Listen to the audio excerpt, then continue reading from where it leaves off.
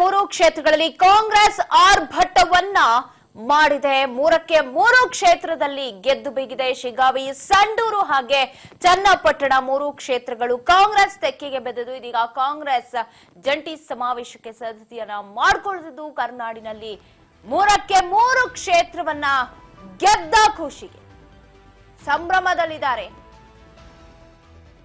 ಕಾಂಗ್ರೆಸ್ ಆರ್ಭಟ ಕೂಡ ಜೋರಿದ್ದು ಕಾಂಗ್ರೆಸ್ ಜಂಟಿ ಜೋಡೆತ್ತುಗಳಿಗೆ ಮತ್ತಷ್ಟು ಬಲ ಸಿಕ್ಕಂತಾಗಿದೆ. ಭದ್ರಕೋಟೆಯನ್ನ ಛಿದ್ರ ಮಾಡೋದಕ್ಕೆ ರಾಮನಗರ ಈಗ ಕಂಪ್ಲೀಟ್ ಆಗಿ ಹಸ್ತಮಯ ಆಗಿ ಹೋಗಿದೆ. ಚನ್ನಪಟ್ಟಣದಲ್ಲಿ ಕೈಬಲ, ಬ್ರದರ್ಸ್ ಬಲ ಹೆಚ್ಚಳ. ಕರುನಾಡಿನ 3ಕ್ಕೆ 3 ಕ್ಷೇತ್ರಗಳಲ್ಲೂ ಕೂಡ ಕಾಂಗ್ರೆಸ್ ಆರ್ಭಟವನ್ನ ಮಾಡಿದೆ. ಸೊ 3ಕ್ಕೆ 3 ಕ್ಷೇತ್ರ ಗೆದ್ದ ಮೇಲೆ ಸ್ವಲ್ಪ ಗರಿಮೆನೂ ಹೆಚ್ಚು ಬರುತ್ತೆ. ಇತರ ರಾಮನಗರದಲ್ಲಿ ಹೇಳ ಹೆಸರಿಲ್ಲದೆ ಭದ್ರಕೋಟೆಯನ್ನೇ ಕಳ್ಕೊಂಡಿದೆ ಜೆಡಿಎಸ್. ಅಂದ್ರೆ ಯಾವ ಕ್ಷೇತ್ರವೂ ಉಳಿದಿಲ್ಲ ಕಾಂಗ್ರೆಸ್ಗೆ, ಎಲ್ಲವೂ ಕೂಡ ಬಂದಿರೋದು. ಸೊ ಹಳೆ ಮೈಸೂರು ಭಾಗ ನಮ್ಮದು, ಅದರಲ್ಲೂ ರಾಮನಗರ, ಚನ್ನಪಟ್ಟಣ ಈ ಭಾಗದಲ್ಲೆಲ್ಲ ನಮ್ಮದೇ ಕಹಳೆ ಅಂತಿದ್ದವರು ಸ್ವಲ್ಪ ಸೈಲೆಂಟ್ ಆಗಬೇಕಾಗಿದೆ. ಈಗ ಸಿಎಂ ಸ್ಥಾನದ ಆಕಾಂಕ್ಷಿ CM D K. Shivakumar full active ಆಗಿದ್ದಾರೆ. ಗೆದ್ದ ನಂತರ ಉಪಚುನಾವಣೆಯಲ್ಲಿ ಗೆಲುವು, ಸಿಎಂ ಗಾದಿ ಮೇಲೆ ಮತ್ತೆ ಕಣ್ಣು. ಮೊದಲೇ ಅವ್ರಿಗೆ ಸಿಎಂ ಆಗಬೇಕು ಅನ್ನೋ ಆಸೆ ಹೆಚ್ಚಿತ್ತು, ಈಗ ಗೆದ್ದಿದ್ದಾರೆ. ಅದರಲ್ಲೂ ಚನ್ನಪಟ್ಟಣದಲ್ಲಿ ಡಿ.ಕೆ. ಬ್ರದರ್ಸ್ ಹವಾ ಅಂತ ಬೇರೆ ಇದೆ. ಸೊ ಆ ಹಿನ್ನೆಲೆ ಮಿನಿ ಸಮರ ಗೆದ್ದ ಬನ್ನಲೆ ಈಗ ಮತ್ತೆ ಕಮರಿದ ಕನಸು ಚಿಗುರಿದೆ ಅಂತಾನೆ ಹೇಳ್ಬೋದು. ಚನ್ನಪಟ್ಟಣದಲ್ಲಿ ಗೆಲುವು ಕೇವಲ ಚನ್ನಪಟ್ಟಣದಲ್ಲಿ ಮಾತ್ರ ಅಲ್ಲ, 3ಕ್ಕೆ 3 ಕ್ಷೇತ್ರವನ್ನ ಗೆದ್ದಿದ್ದಾರೆ ಬೈ ಎಲೆಕ್ಷನ್ ನಲ್ಲಿ. ಹಳೆ ಮೈಸೂರು ಭಾಗದ ಕಡೆ ಹೆಚ್ಚು ಡಿ.ಕೆ. ಬ್ರದರ್ಸ್ ಈಗ ಗಮನ ಹರಿಸ್ತಾ ಇದ್ದಾರೆ. ಸಿಎಂ ಸ್ಥಾನದ ಮೇಲೆ ಈಗ ಮತ್ತೊಮ್ಮೆ ಚಿಗುರೊಡೆದಿದೆ ಆಸೆ ಡಿ.ಕೆ. ಶಿವಕುಮಾರ್ ಅವ್ರಿಗೆ. ಆ ಹಗರಣ ಈ ಹಗರಣ ಅಂತಾನೆ ಇದ್ರು, ಬಟ್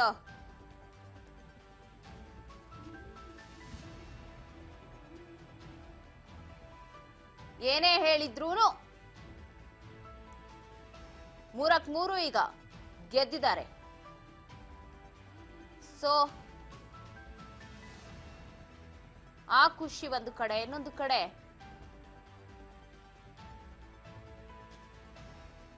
ಮತ್ತೊಮ್ಮೆ ನಮ್ಮ ಆಧಿಪತ್ಯವನ್ನ ಸಾಧಿಸಬಹುದಲ್ಲ ಅನ್ನೋ ಚಿಂತನೆಯಲ್ಲಿದ್ದಾರೆ. ಒಕ್ಕಲಿಗ ಸಮುದಾಯ ಬೆನ್ನಿಗೆ ನಿಂತಿದೆ ಅನ್ನೋದನ್ನ ಸಾಬೀತುಪಡಿಸಿದ್ದಾರೆ ಇದೀಗ ಚನ್ನಪಟ್ಟಣದಲ್ಲಿ. ಜೊತೆಗೆ ಹಳೆ ಮೈಸೂರು ಭಾಗದಲ್ಲೇ ನಮ್ಮ ಹಿಡಿತವನ್ನ ಸಾಧಿಸಬಹುದು ಅಂತ ಇರೋದು. ಡಿ.ಕೆ. ಶಿವಕುಮಾರ್ ಫುಲ್ ಆಕ್ಟಿವ್ ಆಗಿದ್ದು ಉಪಚುನಾವಣೆಯಲ್ಲಿ ಗೆಲುವಾಗಿದೆ. ಸಿಎಂ ಗಾದಿ ಮೇಲೆ ಈಗ ಮತ್ತೆ ಕಣ್ಣು ಬಿದ್ದಿದೆ. ಮಿನಿ ಸಮರ ಗೆದ್ದ ಬೆನ್ನಲ್ಲೇ ಮತ್ತೆ ಚಿಗುರೊಡೆದಿದೆ. ಸಿಎಂ ಆಗೋ ಕನಸು ಮತ್ತೆ ಕೇಳಿ ಬರ್ತಿದೆ. ಮುಂದಿನ ಸಿಎಂ ಡಿ.ಕೆ. ಶಿವಕುಮಾರ್ ಅನ್ನೋ ಕೂಗು. ಶಾಸಕರು ಸೇರಿ ಪ್ರಮುಖರ ವಿಶ್ವಾಸವನ್ನ ಡಿ.ಕೆ. ಶಿವಕುಮಾರ್ ಗಳಿಸ್ತಾ ಇದ್ದಾರೆ. ಸಿಎಂ ಆಗೋದಕ್ಕೆ ಹೈಕಮಾಂಡ್ ಬೆಂಬಲ ಎಷ್ಟು ಅಗತ್ಯ ಇದೆಯೋ, ಶಾಸಕರು, ಸಚಿವರು, ಅಲ್ಲಿನ ಕಾರ್ಯಕರ್ತರ ಬೆಂಬಲವೂ ಕೂಡ ಅಷ್ಟೇ ಬೇಕು ಅನ್ನೋ ಲೆಕ್ಕಾಚಾರದಲ್ಲಿದ್ದಾರೆ ಡಿ.ಕೆ. ಶಿವಕುಮಾರ್. ಶಾಸಕರನ್ನ ವಿಶ್ವಾಸಕ್ಕೆ ತೆಗೆದುಕೊಳ್ತಾ ಇದ್ದಾರೆ ಡಿಸಿಎಂ ಡಿ.ಕೆ. ಶಿವಕುಮಾರ್.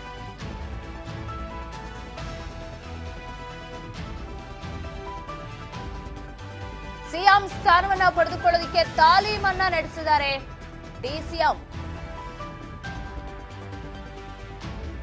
ಕೈಗೆ ಹೊಸ ಹೊಳಪು ಕೊಡಲಿರುವ ಬ್ರದರ್ಸ್ ರಣ ವ್ಯೂಹ.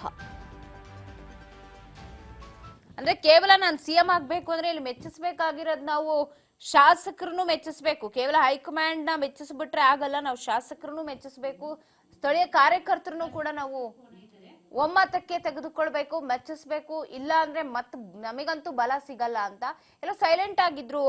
ಹೈಕಮಾಂಡ್ ಸೂಚನೆ ಮತ್ತೊಂದು ಮಗದೊಂದು ಅಂತ ಸಿಎಂ ರೇಸ್ ನಿಂದ ಸ್ವಲ್ಪ ಎಲ್ಲೋ ಹಿಂದೆ ಒಂದ್ ಹೆಜ್ಜೆ ಇಟ್ಟಿದ್ದಾರೆ ಅಂತ, ಬಟ್ ಅವ್ರು ಇಟ್ಟಿರ್ಲಿಲ್ಲ, ಕಾಣಿಸ್ತಾ ಇತ್ತು.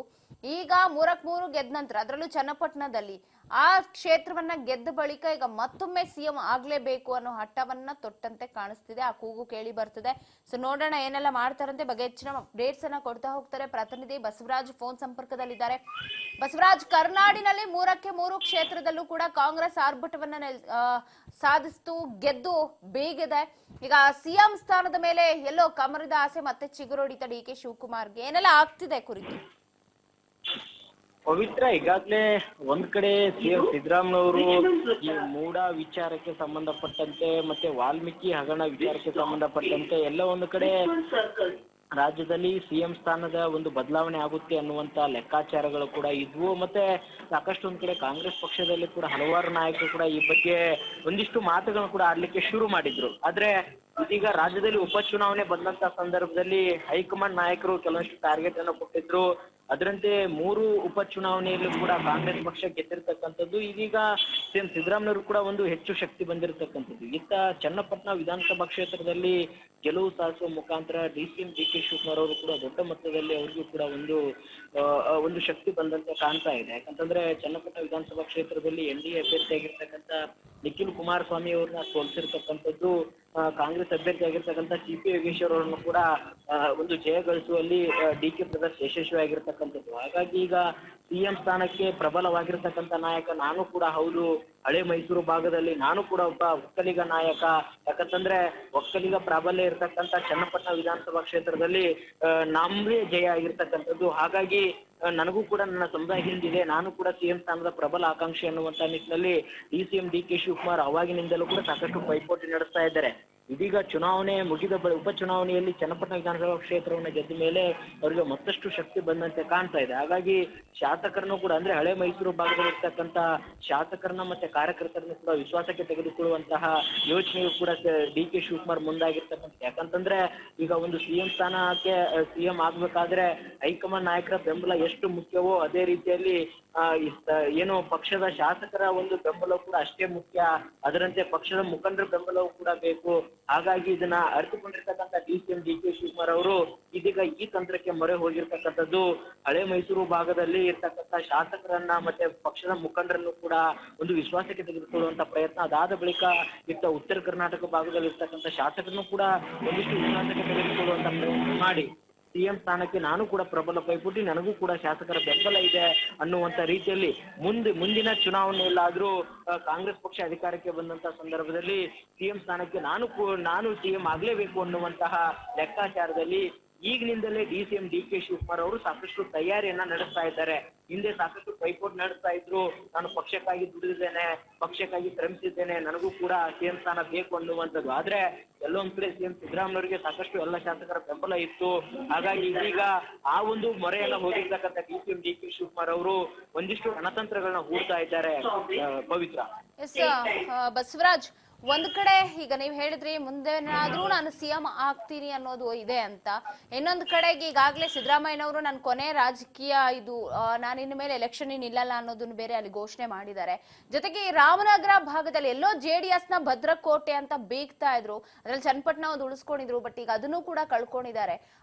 ಈ ಒಂದು ಪರಿಸ್ಥಿತಿಗೆ ಬರ್ಬೇಕು ಅಂದ್ರೆ ಅಲ್ಲಿ ಒಕ್ಕಲಿಗ ಮತಗಳು ಅಥವಾ ಒಕ್ಕಲಿಗ ಮಠಾಧೀಶರು ಎಲ್ಲರ ಬಲ ಬರತ್ತೆ, ಎಲ್ಲೋ DCM ಮುಂದೆ ಸಿಎಂ ಆಗಬಹುದು ಅಂತಲೇ ಅವರೆಲ್ಲ ಕೈ ಹಿಡಿದ್ರು ಅನ್ನೋ ಮಾತಿದೆ. ಹೌದಾ? ಹಾಗಾದ್ರೆ ಖಂಡಿತ ಪವಿತ್ರ, ಒಂದು ಕಡೆ ಏನು 2023 ವಿಧಾನಸಭೆ ಚುನಾವಣೆ ಸಂದರ್ಭದಲ್ಲಿ ಹಳೆ ಮೈಸೂರು ಭಾಗದಲ್ಲಿ JDS ಸಾಕಷ್ಟು ಒಂದ್ ಕಡೆ ಭದ್ರಕೋಟೆ ಆಗಿರ್ತಕ್ಕಂಥ ಹಳೆ ಮೈಸೂರು ಭಾಗದಲ್ಲೇ ಒಂದು ರೀತಿಯಲ್ಲಿ ಕಾಂಗ್ರೆಸ್ ಪಕ್ಷದ ಅಭ್ಯರ್ಥಿಗಳನ್ನ ಗೆಲ್ಲಿಸಿಕೊಂಡು ಬರುವಲ್ಲಿ ಸಿಎಂ ಡಿ.ಕೆ. ಶಿವಕುಮಾರ್ ಒಂದು ಮೇಲುಗೈ ಸಾಧಿಸಿರ್ತಕ್ಕಂಥದ್ದು.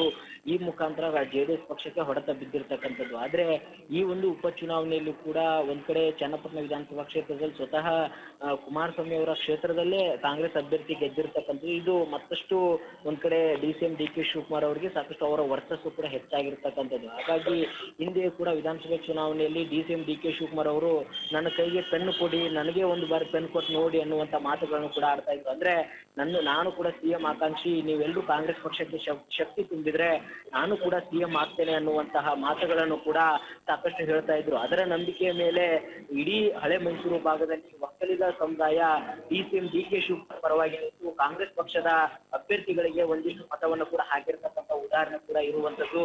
ಹಾಗಾಗಿ ಈಗಲೂ ಕೂಡ ಆ ಒಂದು ವರ್ಚಸ್ಸನ್ನು ತೆಗೆದುಕೊಂಡು ಹಳೆ ಮೈಸೂರು ಭಾಗವನ್ನ ಹಿಡಿತದಲ್ಲಿಟ್ಟುಕೊಂಡು ಒಕ್ಕಲಿಗ ಸಮುದಾಯ ಕೂಡ ಬೆಳ್ಳಿಗೆ ಕಟ್ಟಿಕೊಂಡು ಸಿಎಂ ಸ್ಥಾನದ ಪ್ರಬಲ ಪೈಪೋಟಿ ನಡೆಸಲಿಕ್ಕೆ ಡಿ.ಕೆ. ಶಿವಕುಮಾರ್ ಮುಂದಾಗಿರ್ತಕ್ಕಂಥದ್ದು. ಒಕ್ಕಲಿಗ ಸಮುದಾಯದಲ್ಲೂ ಕೂಡ ಈಗ ಕುಮಾರಸ್ವಾಮಿ ಅವರು ಕೂಡ ಮುಖ್ಯಮಂತ್ರಿ ಆಗಿ ಆಳ್ವಿಕೆಯನ್ನ ಮಾಡಿದ್ದಾರೆ. ದೇವೇಗೌಡರು ಸಹಿತ ಪ್ರಧಾನಿಗಳಾಗಿ ಕೂಡ ಆಳ್ವಿಕೆ ಮಾಡಿದ್ದಾರೆ. ಹಾಗಾಗಿ ಡಿ.ಕೆ. ಶಿವಕುಮಾರ್ ಅವರು ಕೂಡ ಒಂದು ಬಾರಿ ಸಿಎಂ ಆಗ್ಲಿ ಅನ್ನುವಂತಹ ಕೆಲವೊಂದಿಷ್ಟು ಮಾತುಗಳು ಕೂಡ ಒಕ್ಕಲಿಗ ಸಮುದಾಯದಲ್ಲಿ ಕೇಳಿ ಬರ್ತಾ ಇದೆ. ಹಾಗಾಗಿ ಮುಂದಿನ ಚುನಾವಣೆ ಈಗ ಸಿಎಂ ಸಿದ್ದರಾಮಯ್ಯವರು ಕೂಡ ನಾನು ಪೂರ್ಣಗೊಳಿಸ್ತೇನೆ ಅನ್ನುವಂತ ಮಾತುಗಳನ್ನ ಆಡ್ತಾ ಇದ್ದಾರೆ.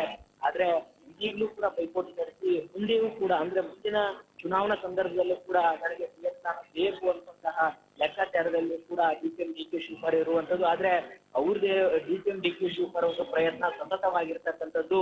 ಏನಾದ್ರೂ ಮಾಡಿ ಸಿಎಂ ಸ್ಥಾನವನ್ನ ಪಡೆದುಕೊಳ್ಳೇಬೇಕು, ಯಾವಾಗ್ಲಾದ್ರೂ ಸರಿ ನನಗೆ ಸಿಎಂ ಸ್ಥಾನ ಬೇಕು ಅನ್ನುವಂತಹ ಒಂದಿಷ್ಟು ಜಿದ್ದಾಜಿದ್ದಿಗೆ ಡಿ.ಕೆ. ಶಿವಕುಮಾರ್ ಮುಂದಾಗಿರ್ತಕ್ಕಂಥದ್ದು. ಪವಿತ್ರ, ಥ್ಯಾಂಕ್ ಯು ಬಸವರಾಜ್ ಮಾಹಿತಿಗಾಗಿ. ಒಟ್ಟಾರೆ ಈಗಾಗಲೇ ಒಕ್ಕಲಿಗ ಸಮುದಾಯ ಬೆನ್ನಿಗೆ ನಿಂತಿದೆ ಅನ್ನೋ ಸಂದೇಶ, ಜೊತೆಗೆ ನಾನು ಗೆಲ್ಲಿಸ್ಕೊಂಡು ಬಂದಿದ್ದೀನಿ ಅನ್ನುವಂಥದ್ದು, ಜೊತೆ ಅಲ್ಲೆಲ್ಲ ಒಕ್ಕಲಿಗ ಬಣಗಳು ಒಗ್ಗೂಡಿ ನನಗೆ ಸಪೋರ್ಟ್ ಮಾಡ್ತಾರೆ ಅಂತ. ಸೊ ಒಂದ್ ಕಡೆ ಆದ್ರೆ ಇನ್ನೊಂದು ಕಡೆ ಈಗ ಎಲ್ಲರ ಒಂದು ಸಪೋರ್ಟ್ ಕೂಡ ತೆಗೆದುಕೊಳ್ಳೋಕೆ, ಅಂದ್ರೆ ವಿಶ್ವಾಸವನ್ನ ತೆಗೆದುಕೊಳ್ಳೋದು ಈಗ ಮುಂದಿರುವಂತಹ ಟಾಸ್ಕ್. ಅಂದ್ರೆ ಕೇವಲ ನಾನು ಹೈಕಮಾಂಡ್ ನ ಮೆಚ್ಚಿಸ್ತೀನಿ ಅಥವಾ 3 ಕ್ಷೇತ್ರಗಳಲ್ಲಿ ನಾನು ಚನ್ನಪಟ್ಟಣವನ್ನ ಗೆಲ್ಲಿಸ್ಕೊಂಡು ಬಂದೆ, ಅದು ಹೈ ವೋಲ್ಟೇಜ್ ಕ್ಷೇತ್ರ ಆಗಿತ್ತು, ಅಥವಾ ಹಳೆ ಮೈಸೂರು ಭಾಗದಲ್ಲಿ ಹಿಡಿತ ಸಾಧಿಸಿದೆ ಅಂದ್ರೆ ಆಗಲ್ಲ. ಸ್ಥಳೀಯ ಶಾಸಕರು ಅವ್ರ ಮೈಂಡ್ ಅಲ್ಲಿ ಏನಿದೆ, ಡಿ.ಕೆ. ಶಿವಕುಮಾರ್ ಅವರು ಸಿಎಂ ಆಗೋದಕ್ಕೆ ಅವರು ಒಪ್ಪಿಗೆ ಕೊಡ್ತಾರ, ಕಾರ್ಯಕರ್ತರು ಶಕ್ತಿಯನ್ನ ತುಂಬ್ತಾರ, ಇದೆಲ್ಲವೂ ಕೂಡ ಅಲ್ಲಿ ಇಂಪಾರ್ಟೆಂಟ್ ಆಗುತ್ತೆ ಚುನಾವಣೆ ಅಂತ ಬಂದಾಗ. ಸೊ